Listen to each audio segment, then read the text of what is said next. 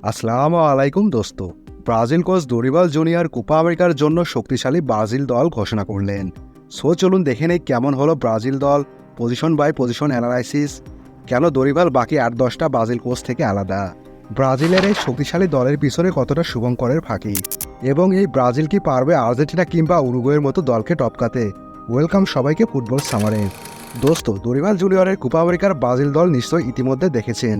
Neymar junior, Casemiro, Henrique, Thiago Silva, Jesus সহ অনেক senior প্লেয়ারদেরই বাদ দিয়ে দল দিয়েছেন দরিবাল।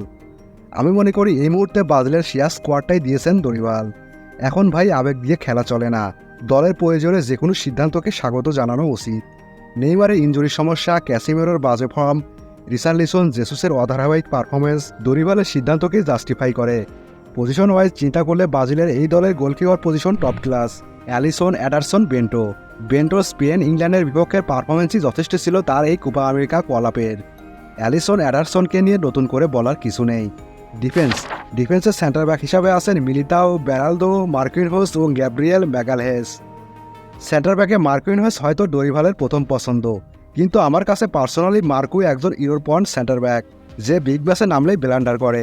আমি মনে করি মিলিতাও ম্যাগালহেস সেন্টার ব্যাক জুটি সেট করা উচিত ব্রাজিলের ভবিষ্যতের কথা চিন্তা করে। Beraldo promising. ফুলব্যাকে আছেন ইয়ান কৌতা, দানিলো, ওয়েন্ডেল ও আরেনা। অ্যাটাকিং খেললে রাইট ব্যাকে ইয়ান কৌতা, ডিফেন্সিভ খেললে ডানিলো। একইভাবে লেফট ব্যাকেও অ্যাটাকিং খেললে আরেনা, ডিফেন্সিভ খেললে থাকবে ওয়েন্ডাল। দরিভালের এই চিন্তার প্রশংসা করতেই হবে, সব রকম অস্ত্রই তিনি লোডে রাখছেন। Midfield: Douglas Luiz, Andreas Pereira, Bruno Guimaraes, Joao Gomes, Lucas Paqueta. 2014 সালের পর বাদ পড়লেন কাসিমেরো। অ্যাকচুয়ালি ক্যাসিমেরো ছাড়া ব্রাজিলের মিডফিল্ড কল্পনাই করা যায় না, তবে যারা ডাক পেয়েছে সবাই ডিজার্ভ করে। বুনো সেন্টার ডিফেন্সিভ মিডফিল্ডার হিসাবে খেলবেন।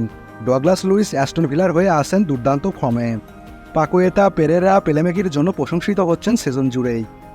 Forward: Vinicius Junior, Rodrygo, Endrick, Gabriel Martinelli, Raphinha, Savinho ও ইভান লিসন।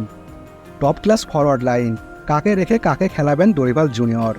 অনেকেই প্রশ্ন তুলতে পারেন ব্রাজিলের এই দলের সেন্ট্রাল ফরওয়ার্ড নিয়ে, আর আমি মনে করি দরিবাল এখানেই বাকি 8-10টা ব্রাজিল কোচ থেকে আলাদা।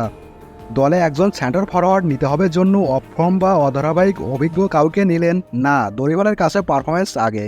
ইয়াং এনরিক আছেন দলে, এই বয়সে তাকে হয়তো ফুল টাইম দিবেন না দরিবাল, সাব হিসাবে নেমে সে ভয়ঙ্কর হবে। সেন্ট্রাল ফরওয়ার্ড হিসাবে ডাক পাওয়া আরেকজন হলেন পোর্তোর ইভান লিসন, যার কাছেই মূলত জায়গা হারিয়েছেন রিচার্লিসন, জেসুসরা। ইভান লিসন বড় চমক হলেও পারফরমেন্স কিন্তু তার পক্ষে কথা বলছে। অলরেডি এই সিজনে 39 ম্যাচে 24 গোল ও 4 অ্যাসিস্ট করেছেন। এছাড়া চ্যাম্পিয়ন লিগে এই সিজনে একটা ম্যাচে হ্যাটট্রিকও করেছেন। সো ওভারঅল আমি দরিবাল জুনিয়রের এই পারফরমেন্স বেস কল আপকে অ্যাপ্রিসিয়েট করি। তবে ব্রাজিলের এই শক্তিশালী দলের আড়ালে আছে কিছুটা শুভঙ্করের ফাঁকি। টপ ক্লাস গোলকিপার কিংবা ফরওয়ার্ড লাইন নিয়ে কারোর প্রশ্ন নেই। মিডফিল্ডও হয়তো ওয়ার্ক রেট দিয়ে ব্যালেন্স করে নিতে পারবে, কিন্তু ডিফেন্স লাইন নিয়ে একটা বড় কিন্তুই থেকে যায়। ইউরোপন মার্কিনহসে আমি ভরসা করতে পারছি না। মিলিতাও মাত্রই বড় এক ইনজুরি থেকে ফিরছেন। আবার তরুণ বেরালদোর ম্যানমার্কেও যথেষ্ট প্রবলেম রয়েছে, যা লাস্ট বরুসিয়া ডর্টমুন্ড ম্যাচেও দেখেছি। বেমার, মুরিলো এই জায়গাটা ডিজার্ভ করে। এছাড়া অনভিজ্ঞ ফুলব্যাক কৌতা, ওয়েন্ডাল, আরেনাদের পারফরমেন্স নিয়েও বিশাল একটা ডাউট থেকেই যায়, তারা এখনও প্রমাণিত না, প্রুভেন না। কোপা আমেরিকার টপ কন্টেন্ডার হলো ব্রাজিল, আর্জেন্টিনা ও উরুগুয়ে।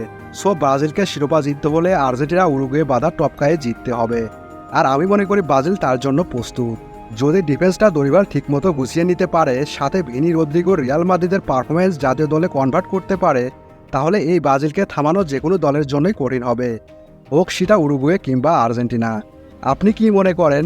কমেন্ট বক্সে জানান। সাবস্ক্রাইব, লাইক, ফলো দিয়ে সাথে থাকবেন। ধন্যবাদ সবাইকে।